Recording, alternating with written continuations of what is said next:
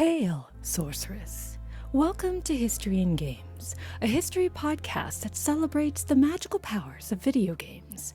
Today, in honor of the spooky season, I thought I would do my spookiest episode of History in Games yet, one that celebrates the witchiest character in one of the witchiest games ever made, Medea from Hades 2. We'll talk about how this legendary sorceress, whose terrifying atrocities may be related to real historical events, has held us in her trance for over 3,000 years. And don't worry, you don't have to have played Hades 2 to enjoy this episode. So please, if you're in the mood for a chilling tale about one of history's most notorious femme fatales, then stick around. Now, for those who haven't played the game, Hades 2 is an action role-playing adventure that takes place in the Greek underworld and follows the adventures of the goddess Melanoi as she attempts to save her family from the evil titan of time, Kronos. Along the way, Melanoi is helped by a number of magical characters, including the liminal goddess Hecate, the sorceress Circe, the god of doom Moros, and the shadowy witch Medea. Medea appears in the necropolis of Hera and offers Melanoi nightly curses, debuffing spells that weaken enemies. Despite her unapologetically vengeful nature and eccentric sorcery, Medea seems to be a reliable ally.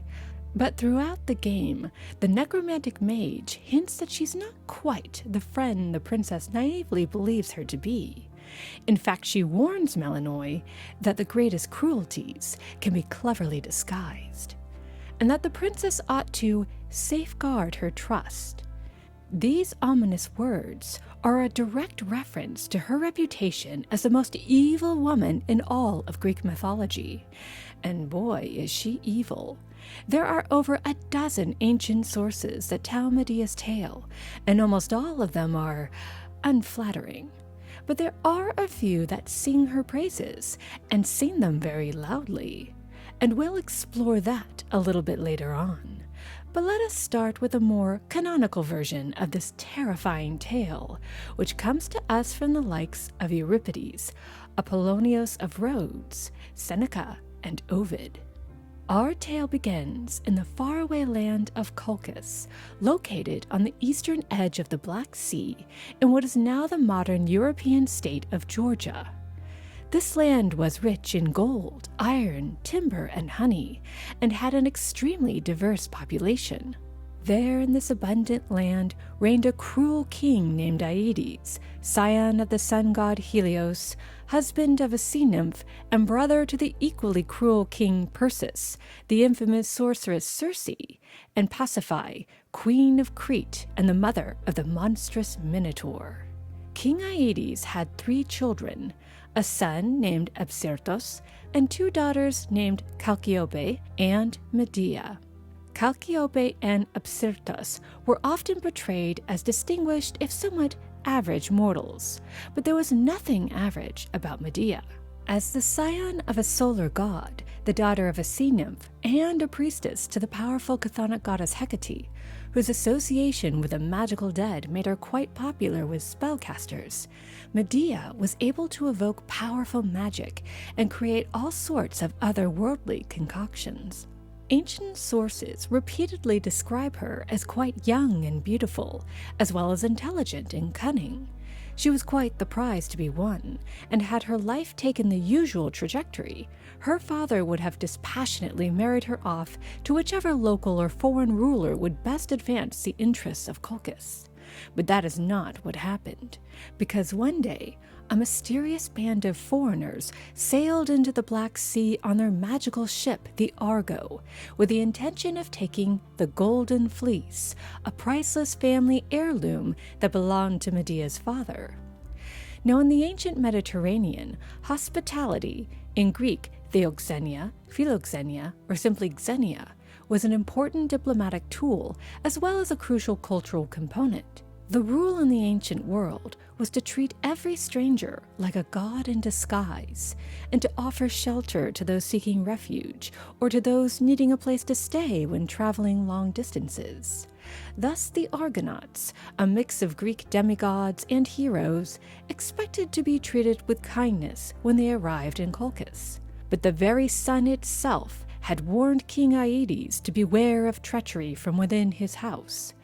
This caused the king to become paranoid of his male relatives, so much so that he even sent away his own grandsons and killed their father Phrixus, a princely refugee who had given the king the golden fleece in gratitude for the king sheltering him. So when a merry band of Greek sailors, including his now grown-up grandsons, showed up at his palace, the king was not best pleased, and he was about to become even more distressed.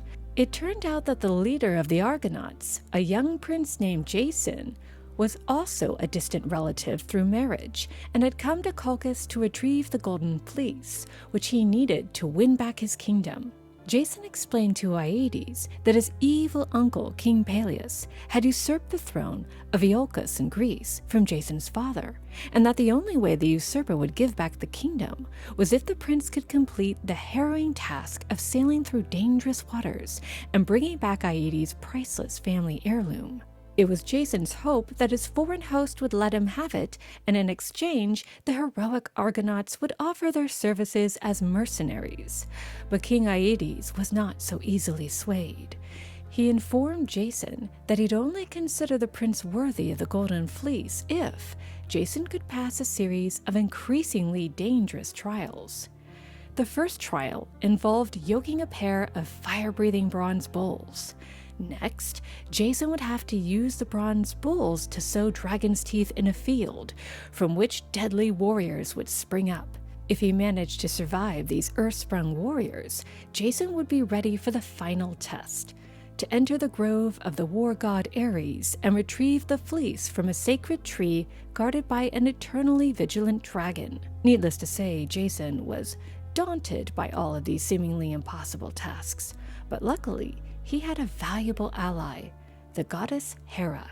Hera was furious at Jason's uncle, King Peleus, for killing a queen in her sacred temple, and was actively helping Jason in his quest to reclaim the throne of Iolcus. Therefore, she commanded the love god Eros, via his mother Aphrodite, to shoot Aedes' daughter Medea with a love arrow, one that ensured the princess would fall so madly in love she'd do anything to help Jason.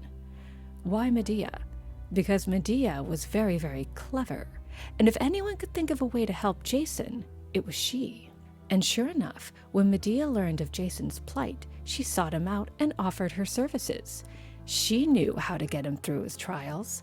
Of course, this would mean betraying her father, an act that would never be forgiven by her family. Therefore, Medea agreed to help Jason if he married her and took her back to Greece with him. The prince agreed, although he did so in a rather elliptical way, perhaps hinting at his future inability to commit. In any case, Medea walked Jason through all the necessary steps to achieve victory. First, she handed the young hero a magical ointment known as the Charm of Prometheus, and instructed him to cover his body with it. This would allow Jason to successfully yoke the fire-breathing bronze bulls without getting burned. She then handed him a large stone and warned the hero that once he started sowing dragon's teeth into the ground, the deadly warriors he was warned about would immediately spring up and begin attacking him. When that happened, he was to throw the giant rock into the center of his foes so that they'd get confused and start attacking each other. Then for the final trial, Medea would use drugs and incantations to lull the insomnia-driven dragon into a deep slumber, allowing Jason to safely grab the golden fleece and escape Ares' sacred grove. And lo and behold, by following Medea's instructions, Jason manages to yoke the bulls, plow the field, and get the fleece. But Medea had warned Jason that King Aedes would never let the Argonauts leave Colchis alive. He wanted to eliminate all of his male relatives, no matter how distant the kinship, which included Jason and the king's grandsons. So once Jason obtained the golden fleece, Medea and the Argonauts immediately set sail for Greece. But by now, King Aedes had puzzled out that not only had the prophecy warning him of betrayal come to pass, but that the traitor wasn't male at all. It was his own daughter, Medea. Furious, he sent his son Absyrtus and all the kingdom's finest warriors to sail after the Argonauts. Once they caught up, they were to bring back both the Golden Fleece and Medea, who would be promptly punished for bringing disaster to the house of Aedes. But as it turns out, the real disaster is what came next. There are two different accounts of what happened, and both are equally grim. In one tradition, Jason suggested the only way to stop the Colchians' pursuit was to get rid of their leader, Absyrtus. Medea agreed and hatched a sinister plan to lure the Colchian prince onto an island where Jason would ambush him. Once the dark deed of murder was done, Jason lopped off the prince's limbs, licked up his blood, and spit it out 3 times before burying the body. This horrifying ritual was meant to stop the victim's angry ghost from pursuing the murderer. Jason and the Argonauts then carved their way through the prince's men and escaped back to sea. In the second, darker version, cruelly cunning Medea knew her father would personally give chase once Jason obtained the Golden Fleece, and so she kidnapped her infant brother Absyrtus and forced him aboard the Argo. When Aedes' ship began to catch up to the Argo, Medea then murdered her baby brother, chopped him up into pieces, and literally chummed the waters with them, causing a horrified Aedes to keep slowing down his ship so he could pick up his son's body parts. Medea's gruesome trick worked, and the Argo got away. But whether the poor prince was butchered as an infant or stabbed in the back as an adult, Jason and Medea were now cursed with a terrible miasma, a pollution associated with murder. They would need to be cleansed of their blood guilt before they were allowed to land in Iolcus. Therefore, they traveled all the way across the Aegean to an island just off the shores of Italy. There dwelt Medea's aunt, the powerful sorceress Circe, the only one who could properly purify the couple of their pollution. There was one catch, though. Jason and Medea couldn't just come out and ask her to cleanse them. In ancient Greece, those who committed murder were social outcasts in the extreme, and until they were cleansed of their pollution, they were not allowed to enter public spaces, eat amongst their fellow citizens, or even speak aloud, lest they transmit their pollution onto others. To signal their need for ritual cleansing, a criminal would enter a home or temple and silently cling to its hearth, which was why when Medea and Jason arrived at Circe's home, they immediately raced to her hearth and clung to it in the manner of suppliants. Circe immediately recognized these strangers had done something bad and was wary of helping them, but the laws of Theoxenia compelled her to receive them. Therefore, Circe performed a magical ritual which cleansed the couple of their miasma and finally allowed them to speak. The enchantress then asked them who they were and why they needed purification. Being the far more clever of the two, Medea took the lead, and in a carefully crafted version of the tale, one that omitted the part about her butchering her brother, explained that she and Jason had obtained the Golden Fleece as part of a hero's quest and were now on the run from the Colchians. Circe was no one's fool, however, and quickly deciphered her nephew's grim fate. Disgusted, the sorceress threw the couple out of her house, causing Medea to wail in despair. Without a home and without the support of even a distant relative, Medea was now entirely dependent on Jason for her survival. Jason wasn't in despair, however. He was almost to the finish line and ordered the Argonauts to set sail for home. But Circe wasn't the only one disgusted by the couple's bad behavior. Zeus himself was enraged at the murder of Prince Absyrtus and decreed that before they arrived in Iolcus, the Argonauts would have to go through many harrowing trials. When Zeus's wife Hera learned of her husband's plan to make the Argonauts suffer, she immediately set about helping them however she could, ensuring they survived all sorts of hair-raising encounters. But the Argonauts couldn't just depend on Hera. They would have to help themselves, too. And as it turns out, these trials gave the individual Argonauts a chance to shine. Whether it was the legendary Orpheus out singing the sirens, or the divine Spartan twins Castor and Polydeuces keeping the ship safe in dangerous waters, the heroes got to do heroic things. Even Medea got her moment in the sun, albeit through rather unconventional means. When the Argonauts decided to stop on the island of Crete, they were unable to beach their ship because the island was guarded by a great bronze automaton named Talos, which flung massive boulders at any ship that got too close to the island. The Argonauts were at a loss as to what to do, but as ever, Medea came up with a plan. She used her magic to literally paralyze Talos with the evil eye, which allowed the Argonauts to either shoot the robot down, cause it to accidentally injure itself, or in the most popular tradition, take out a nail in the robot's heel that drained away the life-giving ichor running through its body. Once the poor automaton died of blood loss, the Argonauts were free to disembark and replenish their supplies. And soon after, they finally made their way to Iolcus, where Jason expected to get a hero's welcome and a happy ending. But that is not what happened. Because despite Jason handing over the golden fleece, his uncle King Peleus still refused to give up his throne. Why should he? He enjoyed power, and he already had a male heir, his son Acastus, who in some versions of the story actually journeyed with Jason as one of the Argonauts. We don't know how Acastus felt about his father's broken oath, but Jason was absolutely despondent. He couldn't get the king to honor his promise, but outright killing his uncle was not an option. After all, he'd just been absolved of murdering his brother-in-law, and the gods might not forgive him for killing yet another kinsman. So what to do? Once again, it was Medea who found a solution to Jason's problems. They couldn't kill Peleus. But what if they could have someone else do it for them? Medea then laid out her grand scheme.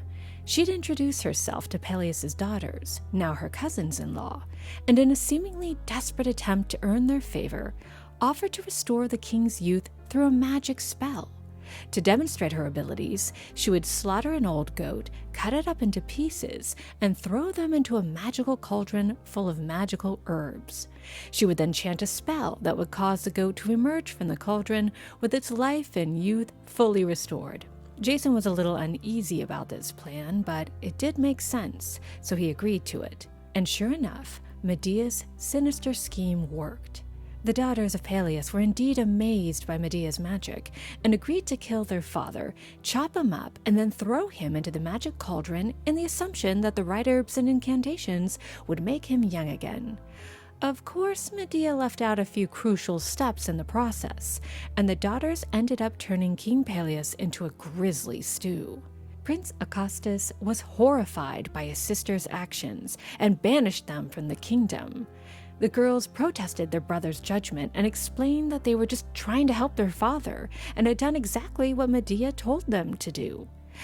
When Acastus heard that, instead of letting his sisters stay, he decided to throw out Jason and Medea too. The newlyweds' plan to take back the throne of Iolcus had completely backfired, and now they were forced to seek asylum elsewhere. Hardly a happy ending, but things were about to get worse. Much worse.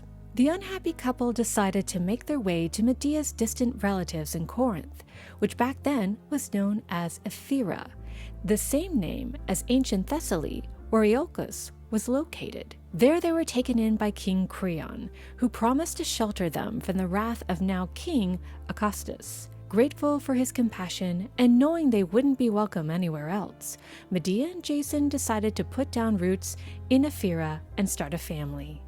And over the next decade, depending on the source, Medea gave Jason anywhere between 1 and 14 children.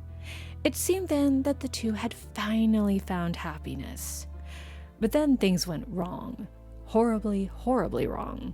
After years of living in Ephyra as a xenos, an outsider, Jason began to suffer a midlife crisis. He was still bitter about losing his rightful throne and longed to truly belong to a great land, perhaps even rule it, maybe with a pretty young wife by his side. Alas, it seemed impossible, until one day it was announced that King Creon's daughter, Princess Glauce, had come of age and needed a suitable husband, which gave Jason an idea. If he could just somehow convince King Creon to let him marry the young princess, then he'd become the heir to Creon's throne and would one day rule all of Ephyra. And so Jason went before the king and asked for his daughter's hand in marriage. Creon thought the idea was rather splendid, but there was a problem. Jason was already married with children. Before he could let Jason marry his daughter, the hero would first have to get rid of Medea, which Jason promptly agreed to do. When Medea found out her husband planned to cast her out of his house, the only home she had, she was livid. She angrily reminded Jason that she was the hero of the story, not him. It was because of her that they managed to get the Golden Fleece. It was because of her that they escaped King Aeetes' wrath. It was because of her they managed to get past Talos. And even if it didn't work, it was because of her they managed to get rid of King Peleus. She even used her magic to both rejuvenate Jason's elderly father and save Hera from a terrible plague. She was the hero. And not only was she the hero, she was the victim. Because when she opened doors of opportunity for Jason, she was forced to close them on herself.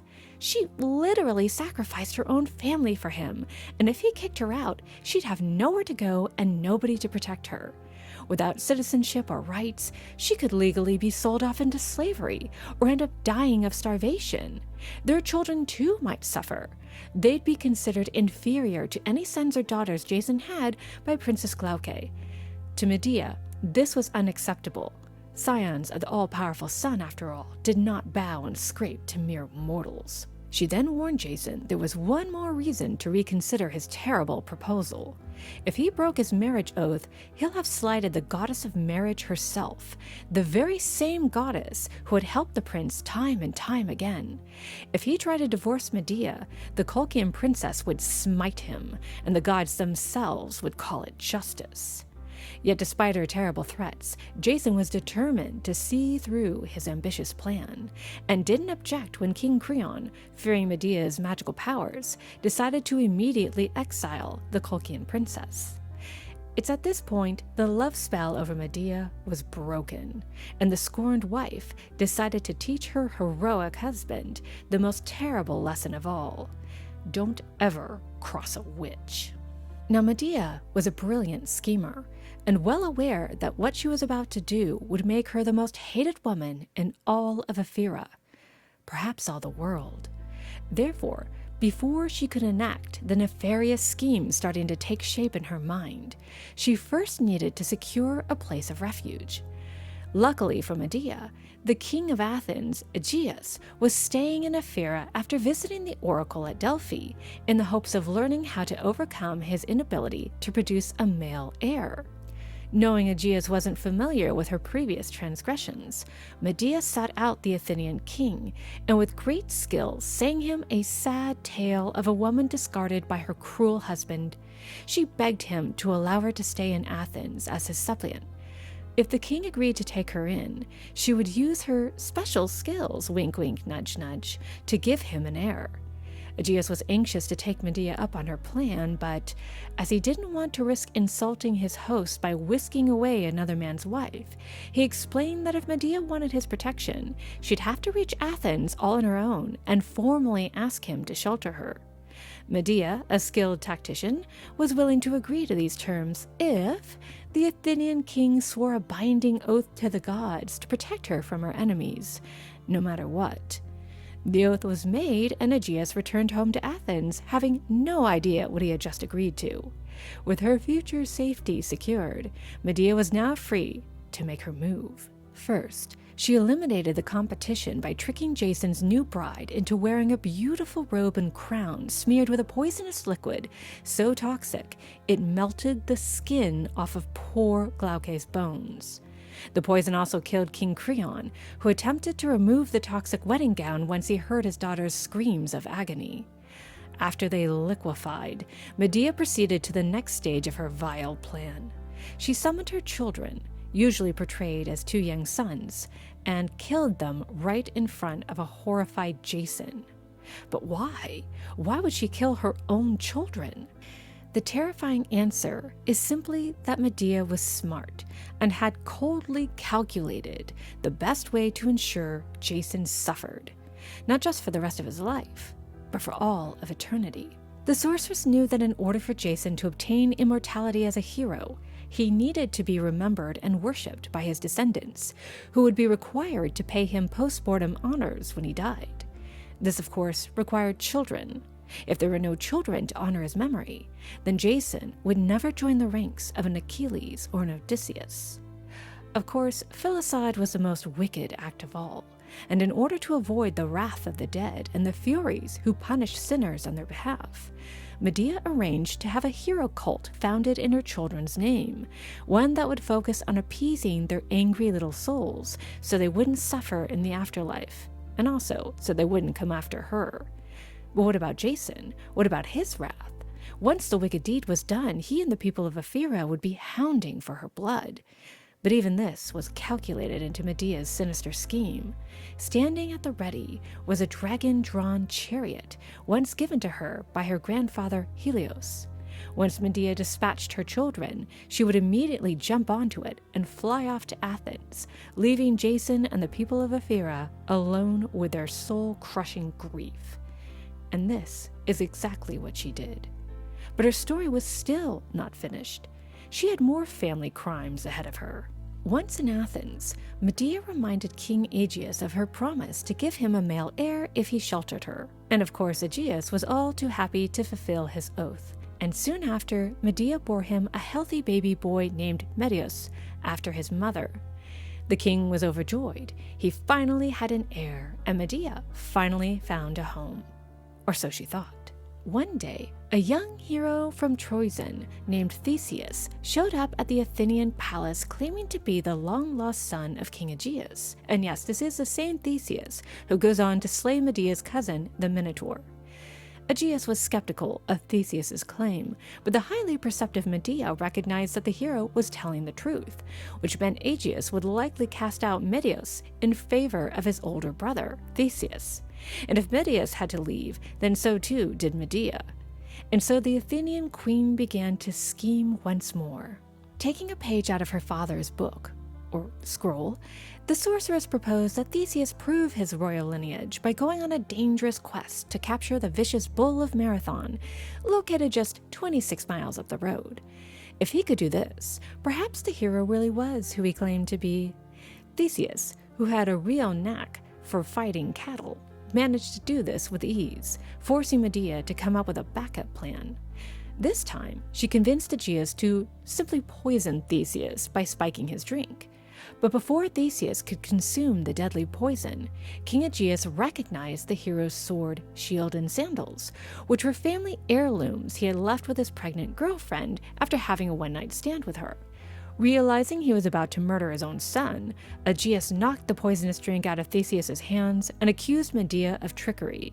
She must have known the truth from the start, because why else would she keep thinking up ways to kill Theseus? Foiled yet again, the now ex-queen took her son and fled Athens in her dragon-drawn chariot.